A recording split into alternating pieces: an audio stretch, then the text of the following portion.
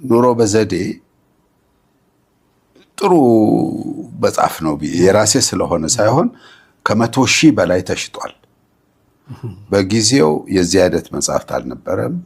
እኔ የዴል ካርኔጅ How to Stop Worrying and Start Living የላውራ ሀክስሌ You Are Not the Target የሚሉ መጽሐፎች በእንግሊዝኛ የተጻፉ ነበሩ። እነሱን ካነበብኩ በኋላ ለምንድን ነው እንዲህ አይነት የሳይኮሎጂ ምክር የሚሰጥ መጽሐፍ በአማርኛ የማይጻፈው ብዬ የነዛን መጽሐፍት መሰረት በማድረግ ኑሮ በዘዴ ምንድነው ህይወት በዘፈቀደ አይመራም። ህይወት በስሜት አይመራም።